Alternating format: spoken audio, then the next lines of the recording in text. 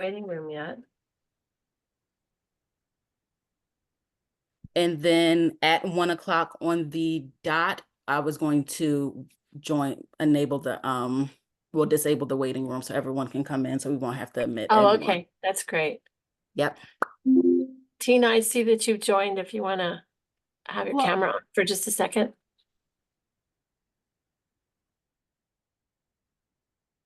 You don't have to, but if you would like.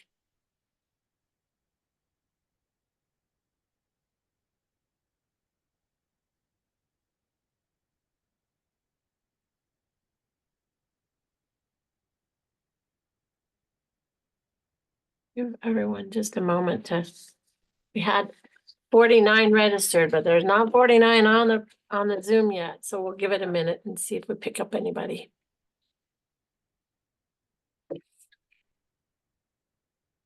Ah, someone I recognize. Hi, Jordan.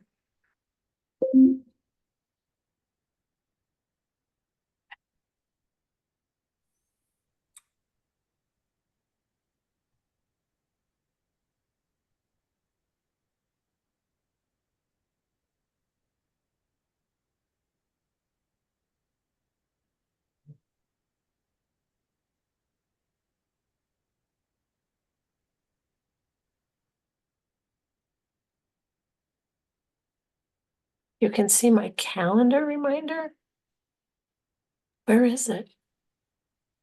That's weird. Wendy, you're sharing your whole screen. Oh, there we So go. Did I get rid of it? Oof, no. Yep. Okay. Thank you for pointing that out. Well, when do you think we should go, Gay?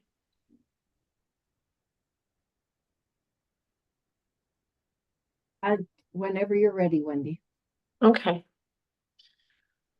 Well, welcome everyone to a joint effort webinar hosted by IEP2 USA and IEP2 Canada. We're titling this Public Participation Objectives and Communication Objectives. Both of these are essential for successful navigation of becoming certified. And so this is specifically to sort of demonstrate those important capabilities. I want to introduce really quickly the rest of some of the people that have their faces on right now. I'm the chair, I'm Wendy Lowe, I'm the chair of the IEP2 USA Professional Certification Program. Is that what you call yourself, Gay, the chair for Canada? I'm chair of the certification subcommittee. Okay. And other folks from the US task force include Brenda Pichette, who lives in Ottawa, Canada, Ken Smith, who lives in South Africa, Cassie Hampill, and while I'm telling you where people live, she's in Montana, and Tina Geiselbrecht, who is in Texas. So that is the US task force. We're joined today by Gay Robinson, who leads the program in Canada. So, whoops, I missed a slide. Here we go. So professional certification, the reason that we developed this program is we wanted to create a credential that could be bestowed on people who are able to demonstrate that they have the essential competencies that are necessary for a professional who is working in the field of public participation. In both Canada and the United States, it's a three-step process. And the first step is an application which is designed to document your prior experience. And that's followed by, if it's accepted, a case study process that's designed to demonstrate that you have the essential competencies, that you have the abilities to do effective engagement work. And then we have a third piece is an assessment center that looks for a few criteria that just plain aren't able to be evaluated on paper. So if you're familiar with the core competencies for the professional certification program, the fifth core competency is called people skills, and it's just largely impossible to evaluate that on paper. So those things are evaluated at the assessment center. So why are we doing a webinar focused specifically on public participation objectives? The reason is because this is something that trips a lot of people up. For whatever reason, they don't do a good job of framing their objectives. And why are my slides moving themselves? You stop that. So we really wanted to focus in on what public participation objectives are and explain why not only why they're so important for certification, but also why they're so important for effective engagement work. So specifying public participation objectives for a public participation program are essential. And we want to, golly, I am sorry, I don't know what's going on with my slides changing their minds. We want to focus on why they're important and how to think about objectives if you're thinking about applying for certification. So, today. All right. Well, some of you may have taken training prior to 2003. And so you would have taken the planning course that was part of the Foundations program. IAP2 International introduced a new training program in 2003, and it's called the Certificate in Public Participation. And this is both in Canada and in the US. And to become certified, you have to have taken one of these training programs, not both, one of. So if you've completed Foundations previously, you do not have to take the new Certificate in P2 training program. There's slight differences in how these two programs deliver information about objectives. And so we're going to kind of flip back and forth and talk about both of them, because not everybody on this call or in your cohort for certification is necessarily going to have taken the same training program you have taken. And we think it's important that you understand the subtle differences. The work is still the same. So to do public participation work, we start by having some discussions with our decision maker. We need to understand from the decision maker what decision is being made, who's making the decision, the process for making the decision, and what the public's role in that decision is going to be.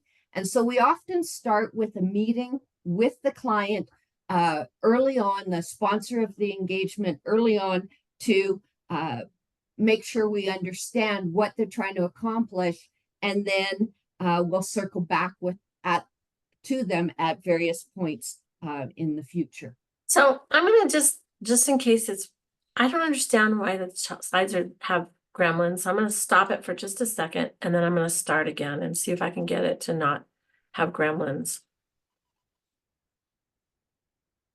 I apologize. Hopefully it won't float around on us. Nope. Now I can't move them at all. Here we go. Okay, so even if the engagement is community-led, we need to talk to the sponsor and make sure we understand what kind of input they're looking for and what they're going to do with the input. And I say this because in the new designing course, we talk about various P2 profiles, who leads and who acts. And it doesn't matter who leads or who acts, we still need to understand what input is needed and what will be done with that input. So regardless of what training you took, you need to work with your client to make sure you understand the process. So criteria 1.1 under the P2 process planning and implementation competencies says that you're going to work with the client to state the decision to be made, describe the decision-making process, and what role the public might play in that decision-making process. So this piece is assessed both in your application, in your examples that you give of your projects, and in the case study submission. So you're going to have to demonstrate how you've worked with the client to come up with the decision-making process. Another thing we need to work with the client on is the level on the spectrum. So criteria 1.4 is select in consultation with the client the appropriate level on the IAP2 spectrum. And again, this is assessed both in the application and in the case study submission. So why are we talking about decision processes and spectrum levels in a webinar on objectives? It's so that you understand that it is necessary that you think about both of these things in order to develop good objectives. That the candidates who have poor objectives often struggle with other parts. So getting it right on the spectrum level, getting it right on the decision process will help you make sure you've got good objectives. And once you've got those good objectives, then you will have a better chance of being successful in other aspects of the criteria.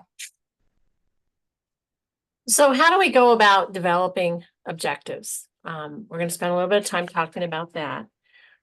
In the foundations training, it focused on the public participation goals, and that's the level on the spectrum that is in the top row of the spectrum. So those are your goals for engaging the public and the respective promises to the public.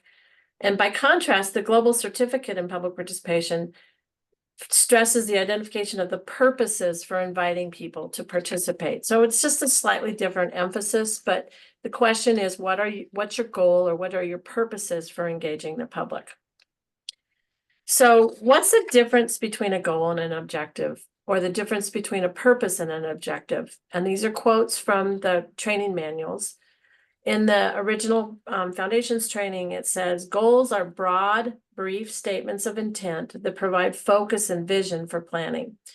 And the objectives are meant to be realistic targets about what will be done.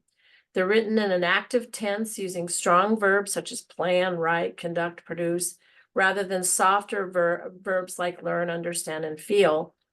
But an objective is a statement of intention, what it is that we seek to accomplish.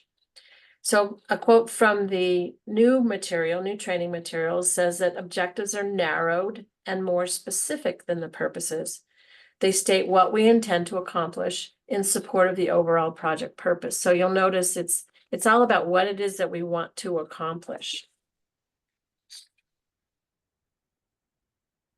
So in the foundations training, students were encouraged to develop at least one public participation objective for each step in a 6-step typical decision-making process that you can see depicted on this slide.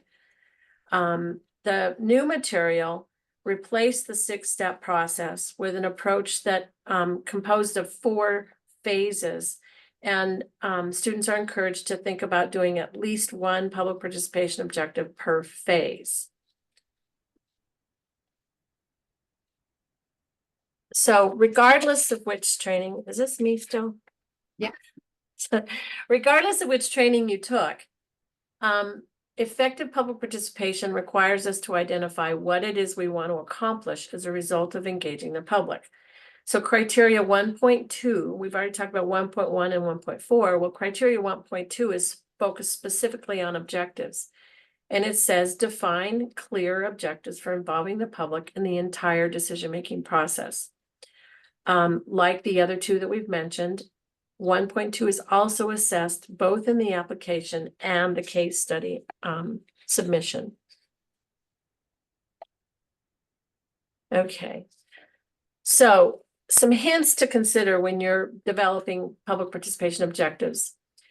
They should state what you want to accomplish in meeting your goal or your purpose for engaging the public, and they should align with the level of the spectrum or levels of the spectrum that you've selected to support in the decision-making process. So 2 things to consider when you're thinking about crafting your objectives. First one is, what input might you seek from the public to inform the decision-making process? So what input could we ask the public to provide us that would be useful to the decision-making process? But the second one is also important, and that is what information will members of the public need or stakeholders need so that they can participate in the process in a well-informed way. And this is critical because of core values. Our IAP2 core values, value number 6 says it's incumbent on us to provide the information they need so that they can participate in a meaningful way. So all of the objectives that you craft should map to the timeline for the actual decision-making process. It doesn't do any good to get input if it's too late in the process for the decision maker to use that input. So we need to make sure there's alignment with the actual timing of what's going on. So over to you, Gay. So as Wendy mentioned, the criteria for 1.2 is to define clear objectives for involving the public in the entire decision-making process. And the quality standard says you're going to be involving the public consistent with the level selected, the spectrum level selected, and where you are in the decision process. So let's take an example of engagement for a community park. And let's look at how the objectives might fall out for this. So we've put up both of the decision-making processes, the one from the foundations and the new one. And as you can see, we've developed an engagement, or pardon me, a P2 objective for each of the decision steps. And because the narrowing down part in the new program covers so much, it is possible that you would have multiple objectives under narrowing down. So there's really not a difference between the two training programs as far as what kind of a number of objectives you might want to have. So the same objectives would apply regardless of what type of a decision-making process you're working with. And sometimes you're going to have a decision-making process that puts things in a different order. A project I'm working on at the moment, where we did the developing alternatives a number of years ago, and now we're doing the establish the decision criteria. You'll notice in this that we've got one objective at least for each step. You'll notice that the objectives are consistent with the spectrum level, and we've noted the spectrum level in bold type underneath each, and they are consistent with where you are in the decision-making process. So when we're looking at the different objectives, you should note that on our example here, they aren't all at one level. And that's because quite often when we're putting together our objectives, there is no opportunity at the define the problem or define and prepare or the decide for anything to happen other than inform. And so it's okay if your objectives aren't all at the same level, but as long as overall they fit with the appropriate spectrum level for your project. Just another point, we have put the level on these. This is just for an example. When you're writing your objectives, you wouldn't necessarily write the spectrum level at the end of the objective, but we did that for your just to point out that we move from level to level with this set. So let's talk about SMARTY objectives. So when in the foundation program, they talk about SMART objectives. In the new program, they talk about SMARTY objectives, but really they're basically the same thing. They're saying, how can we make these objectives specific, measurable, achievable, relevant, time-bound, and with our new focus on equity and inclusion, we've also added in something that is inclusive and something that is equitable. So as an example, the objective that we showed previously at the established decision criteria are now narrowed down phase in the decision-making process could be rewritten to say, in September, so we've got a time on it, partner with community and key audiences, so it's become a bit more specific, to determine a set of design principles and criteria for the park and use those to the greatest extent possible, which helps with our measurability, and that we will adapt tactics as needed for inclusivity. So we've taken that objective that was on the previous list and we've added to it to make it more of a SMARTY objective. So the SMARTY acronym actually really well aligns with some of the parts of our core competencies. So we want to be able to clearly state the objective. So that's the specific. We want to be able to use the objectives to do our evaluation. So that's the measurable, and that goes to criteria 1.6. We want them to be relevant, so we need to make sure they meet the decision makers' needs.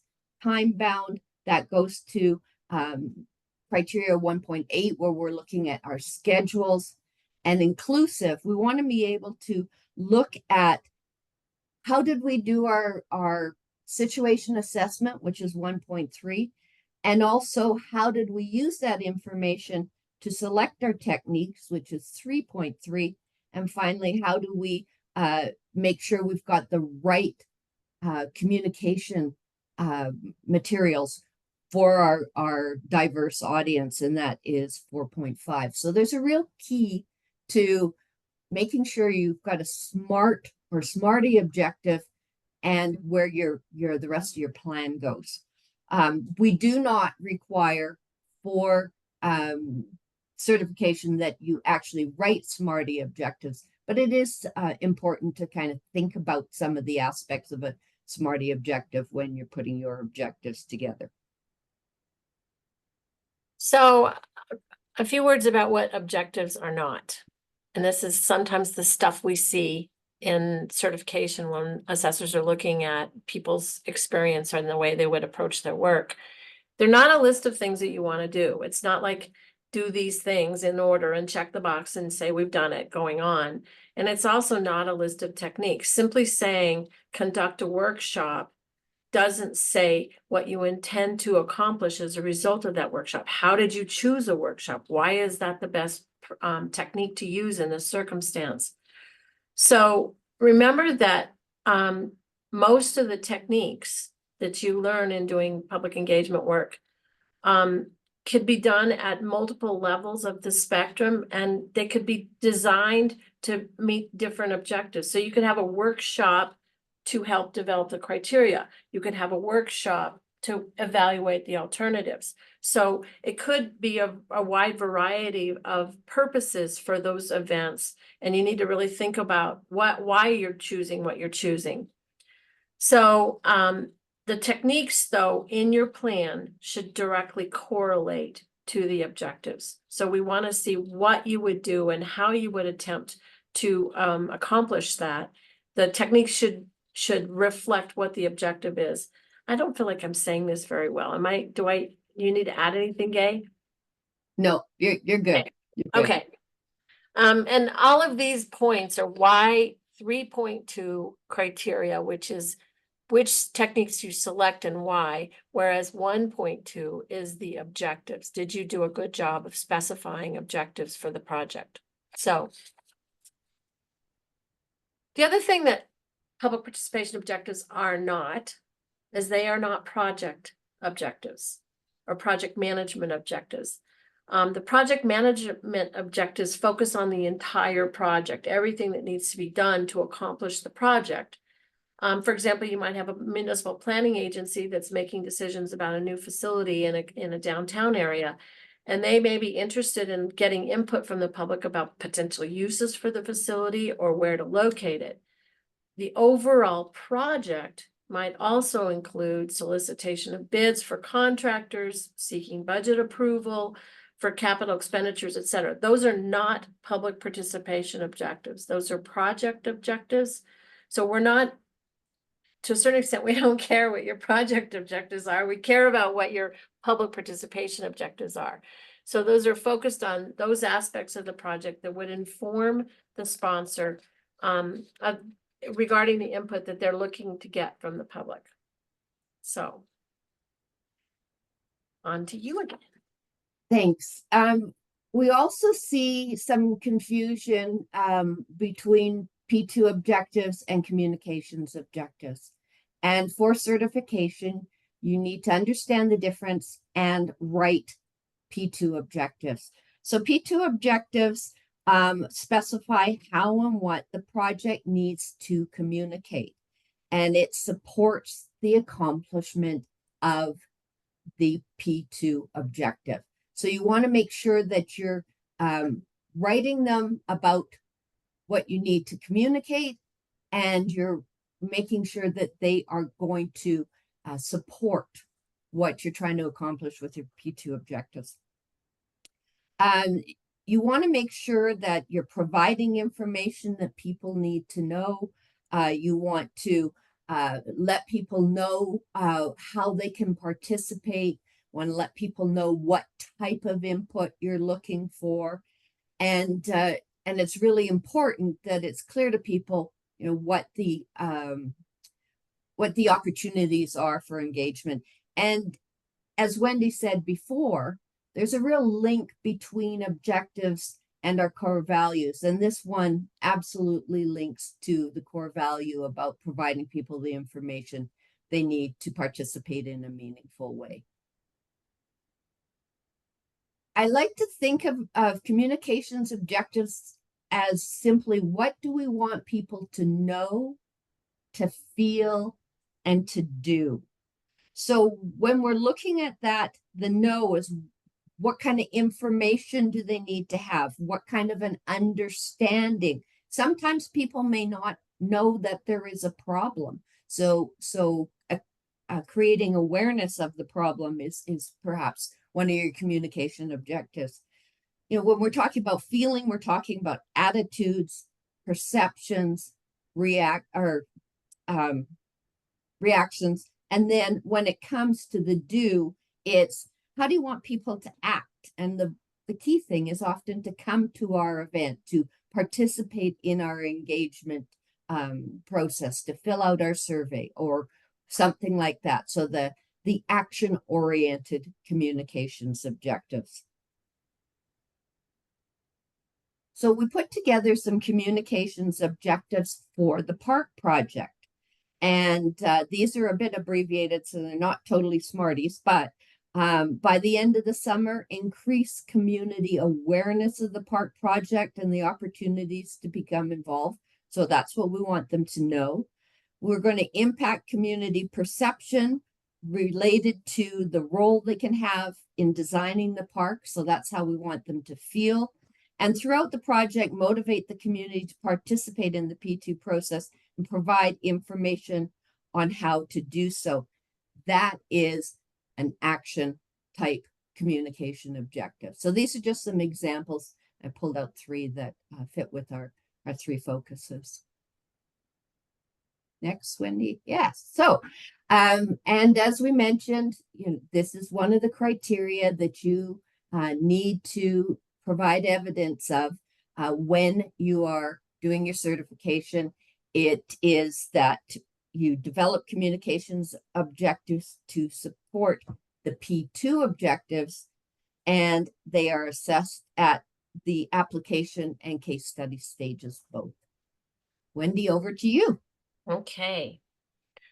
So we're going to open this up in just a moment for questions, but we wanted to remind you to go back to you, whoever you took your training from. If you've got questions about what you learned in the training material, we want you to feel free to reach out to whoever you took your training from. But with that, we want to open it up to any questions you might have about what we've talked about. We hope that we made sense. And you've accepted the concept that you really need public participation objectives to be able to apply for certification. So who has a question for us?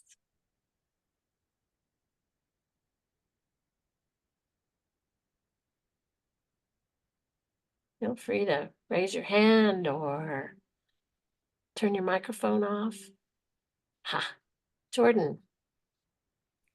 Hey, yeah, thanks. I've been pretty seriously considering doing certification, and so I've been trying to like get my ducks in a row to like mentally prepare for going through the process. And this was really helpful, but I like pulled out my training workbooks as we've been kind of on this call, looking back at some of the things, and one of the questions I had was if maybe I'm trying to like find if there was like a really good example, and it's probably in here and I can't find it, of like kind of the step by step like laid out in like a form, if that exists somewhere, like not just like an overview kind of like we did through the slides, but is there like a you do this and then you do this and then you do this to help kind of develop your plan in like a methodical way that aligns with what you're asking for through the application process through to be certified, that we can use like as a guideline for developing our plan. Katie, do you want me to try? Yeah, I think the first question we would have is, which training did you take? Because I believe you took it from me. Didn't you take it from me, I Jordan? did, Okay. yeah. And so remember that last slide, go back to your trainer. But more to the point, start with talking to the sponsor, what it is they want to accomplish and how do they intend to conduct their process. What input might they be interested in getting from the public, and where would that input fit in with their process? And Okay. then what information does the public need for them to be able to participate? So I think that's what my head does when you ask that question, is to think as methodically as you can about where is this input going to be used and how, and what input would they appreciate getting from the public? Would it actually be beneficial to them in making a decision? But then specifying those as, smarty as you can, specifically what it is you want to accomplish. The measurable is about, can we tell if we did it? Yeah. Would everybody looking at the same evidence agree that this is actually accomplished? Whether the input is useful, just because you ran a workshop doesn't mean that the stuff that results from that workshop is actually going to be useful. So maybe we need to do something else if it's not good input. So think about Smarty in terms of crafting them so that it's and you can sit down with your sponsor and say, okay, this is what, before you're doing anything, this is what we're thinking we want to design the engagement process to do. And if you said we want to get suggestions for criteria from the stakeholders, and they go, oh, no, we don't want to do that. We've already got all these regulatory requirements that we have to comply with. That's too much. So I'm not suggesting that criteria are a bad idea, but I am saying work with the decision maker, because it doesn't do you any good to get input that they're not going to consider, because then it's on us, right? That's our reputations are on the line. So we want to ask for input that's going to actually be useful to the decision maker. So it's an interactive process while planning between you and the decision maker. Does that help a little bit? Yeah, I think it does. I always have viewed kind of this process when I create the plan to be a living document, because it does kind of change as we get results from the work we're doing.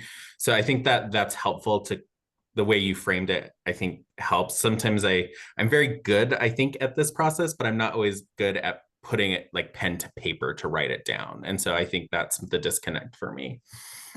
So Jordan, one of the things you might look at in your training manual is on page 33, there's the 5-step process for planning. And if you look through that and kind of walk yourself through those steps, there's outputs of each step that then you would document into your plan. And there's also a bit of a plan template in the manual as well, though I think that just following the 5 steps is really good. And for those who took the newer training, the practice framework, following the different parts of the practice framework will help you as you're putting your plan together. Great. Thank you Yeah. both. You're welcome. Hannah. Hi, thanks for all of this. I am wondering if you can share a little bit more about the measurable aspect of these objectives. So, what are some ways that you've measured the objectives or assessed them? When do you do that? Have you had to iterate on your objectives as you go through, and how do you like, what does that look like? Um, and then how do you know if the objectives that you've come up with were good ones? Those are some of the things I'm wondering. Well, it's a bit of an art, and Gabe, please weigh in here, but my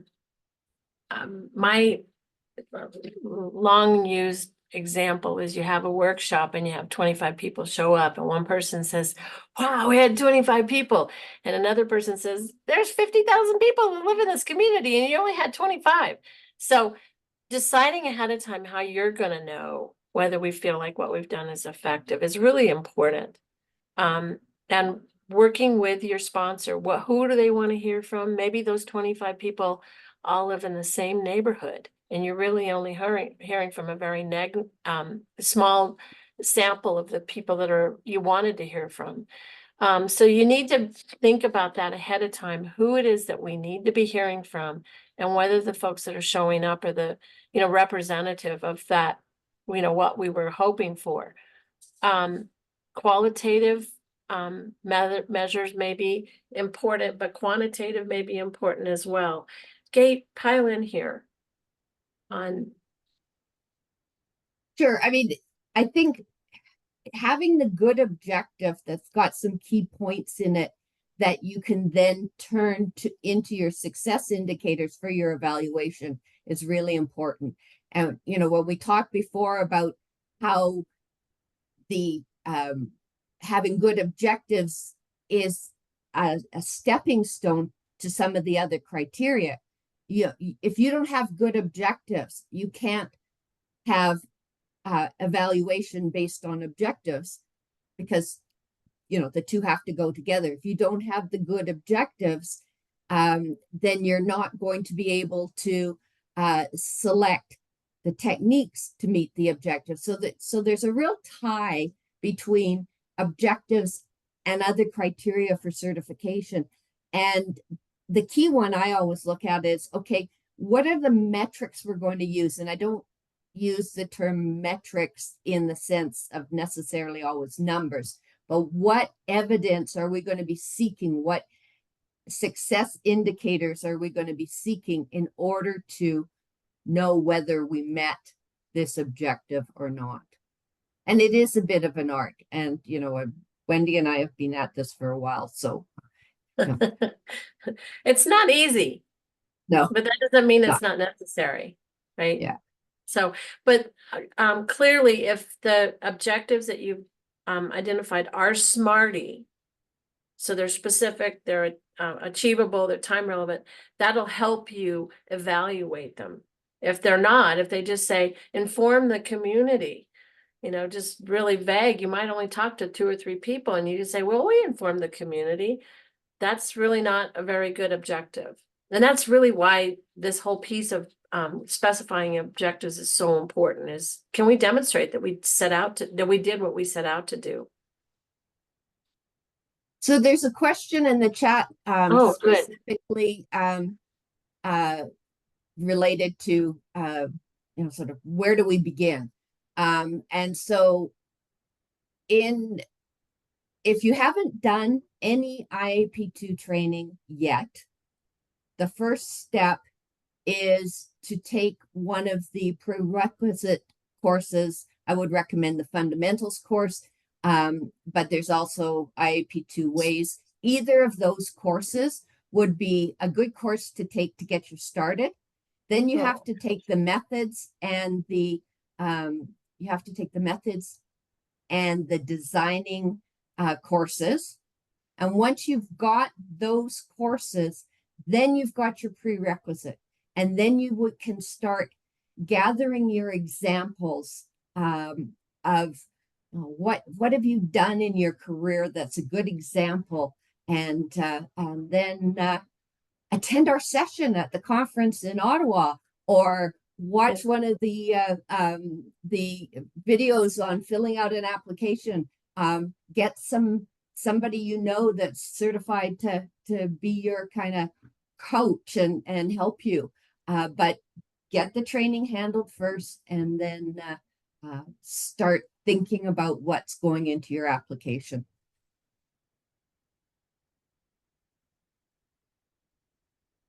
I hope that answered the question for you. Wendy, it's Manny. Oh, hi, Manny. I have a question. Okay. So I come from a different kind of background. I did nonprofit work and I did homelessness work and things like that before I came to ADEQ, and probably have about 10 years of development of community sentiment in different kinds of ways in like just a couple of projects. But I don't know how to align some of my past experiences because they don't really fit neatly into a box. So how do you, that's what I'm struggling with. That's why I didn't apply. Because I'm struggling with trying to figure out how to take what I have and massage it so that it fits into this lovely continuum. I don't know how to do that. I'm sitting there and I've got my stuff, got all the little chapters, I got little tabs, I've got my progress, I'm working on it, but I gave up because it feels hopeless.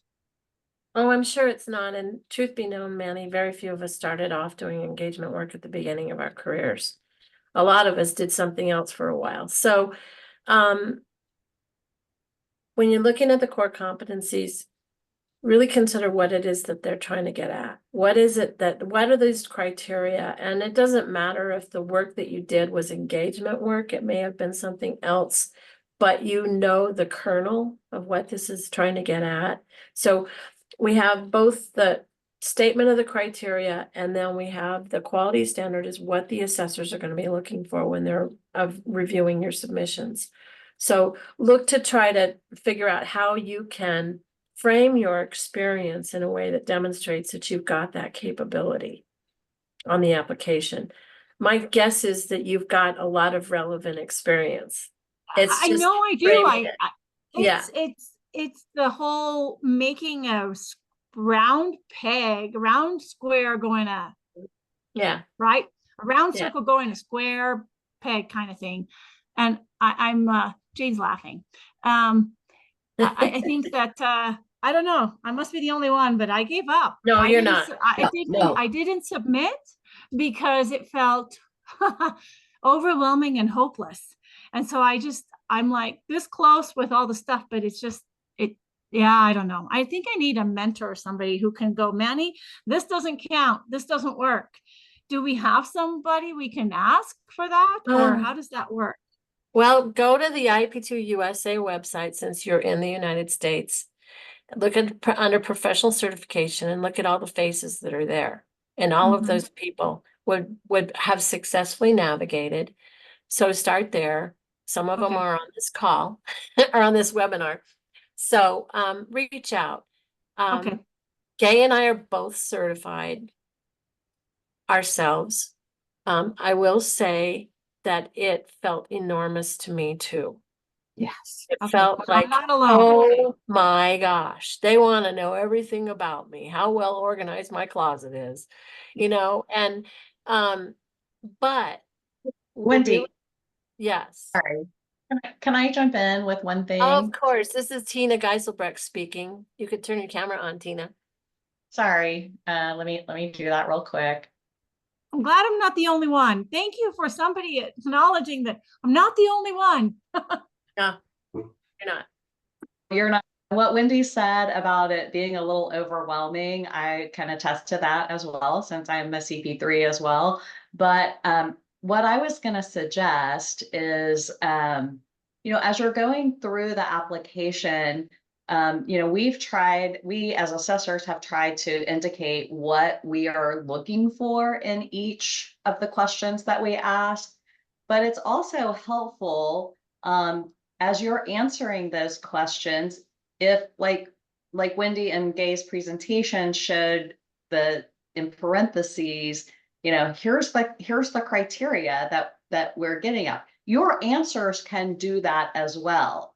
So I totally get what you're saying about the square peg and the round hole, because you're trying to make your application seem very straightforward and easy to follow. And it doesn't always fit that way. And it will jump around a lot, but you can write your answers in such a way that you're communicating with the assessors as well to say, this is my explanation of how I meet criteria 1.6 or whatever, you know, so put in parentheses 1.6. It doesn't have to read perfectly like a document that you would provide to your, you know, sponsor or something like that. I don't know if that's helpful, but. And if I it's just, could, go ahead. I was just going to say, we had a candidate in Canada that all her work examples were volunteer work that she did for not-for-profit. So, you know, it's not there. We have candidates that come from so many different backgrounds, and so it's spending a little bit of time looking at the criteria and saying, you know, how does the work I've done relate to this? And when you don't have to have one project that covers everything. You know, you get to have 3 different project examples, but you also can answer the questions based on other experience, other things you've done. So I think that there's, you know, more than one way to approach that application. Okay, thank you. I'm just reassured that I'm not alone here, that it No, does. you're not. Every one of us that's certified has gone through that. Because I didn't apply. I didn't send it in. It felt overwhelming. Oh, the August deadline There's came and went or another- whatever. And I'm like, That was not your last opportunity. I know it's not. I just wanted to put it out there that it's, I didn't know how to do it. So I will go and look for all of your lovely faces and throw darts and pick one. Okay. Okay, thank you. Other questions?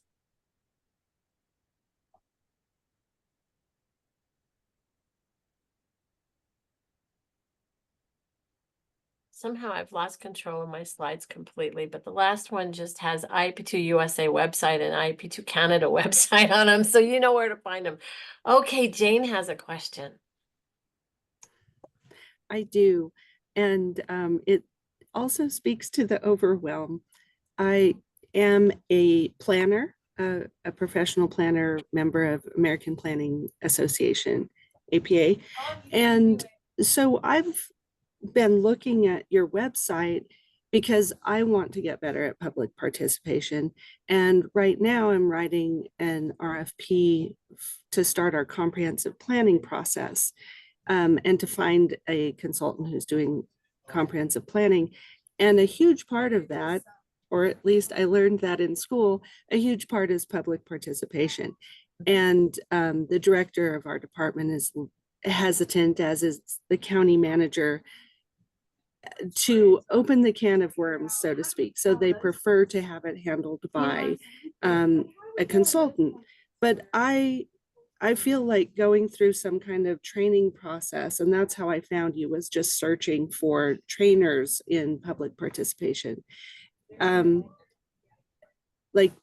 So for one, I want to learn more about it so that I can better evaluate any consultant that we hire, because I want to make sure that it's robust and that our community feels heard, because they already feel as though they're never heard and listened to, and that we inform more than we ask and listen and engage. So that's where I'm coming from. It's always a little overwhelming when you're trying to involve the public. So I imagine that the overwhelm that people trying to get certified, I can understand, because there's so much information on your website, but also I don't know where to get started. And so I guess I have multiple questions in there. Is it useful for me to get certified, or should I just take some basic training, which sounds like the prerequisites? Right, the And training is a two- prerequisite, and that's a Mhm. great place to start. Yeah. Okay. And In then, fact, it would be pretty darn hard to get certified without understanding the material that's covered in the training. oh yeah, I'm not trying to get certified, I guess. Okay. What I was trying to do was learn more about More public about it, yeah. participation and how to do Yeah. it better. So Yeah. this was like the easiest way to get to know you all was just to get Well, onto this. Thanks for joining. Yeah. Yeah.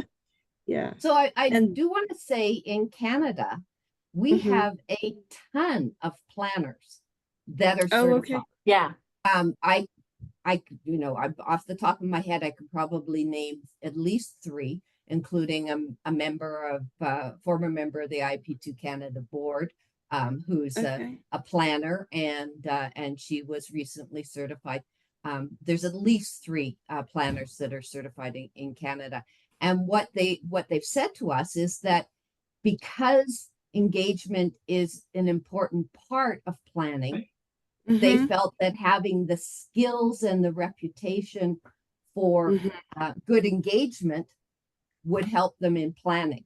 But one of the Yeah, other that's what I'm things that we thinking. found in Canada recently, and I'm super excited, in the last week alone, I've heard of Mhm. 2 RFPs coming out that actually say on the RFP, you must have a CP3 on your team.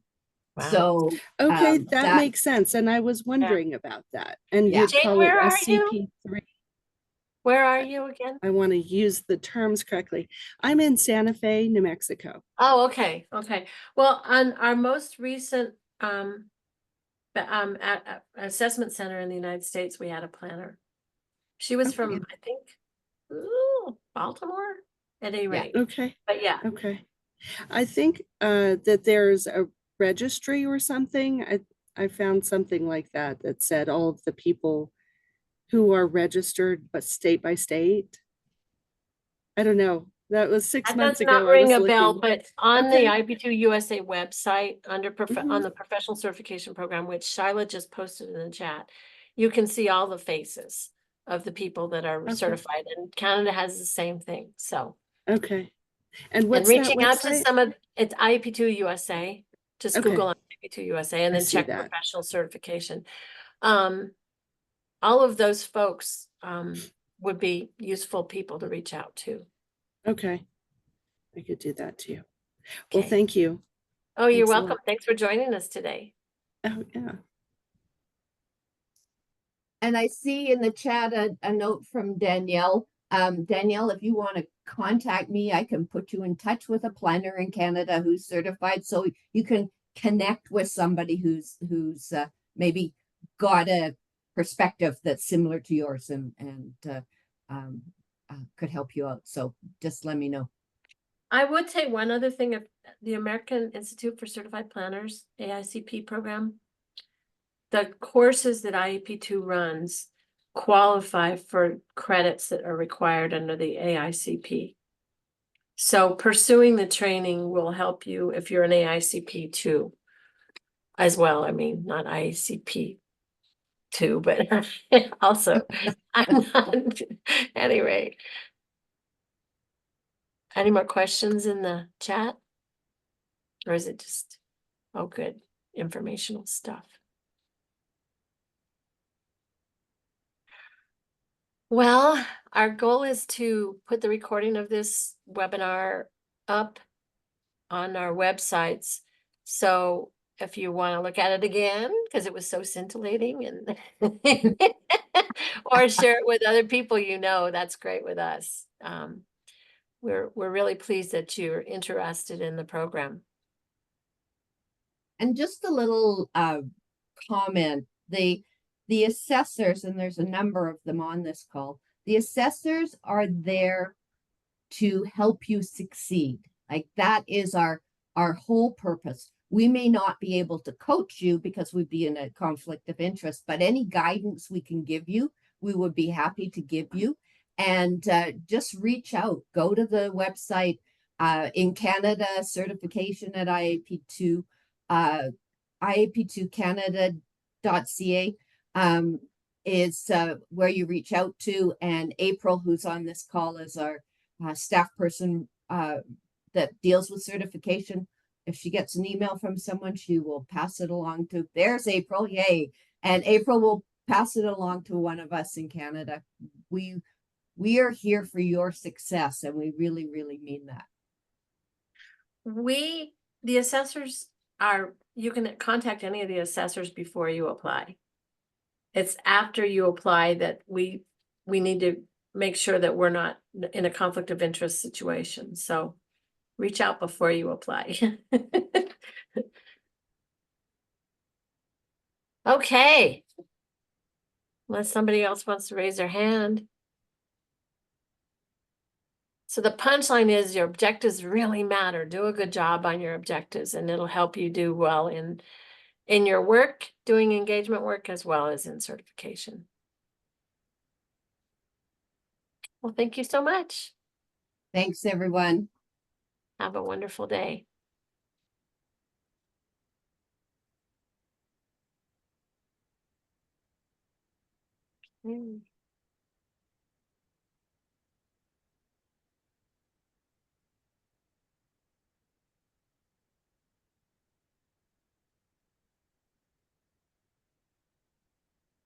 Great job, ladies.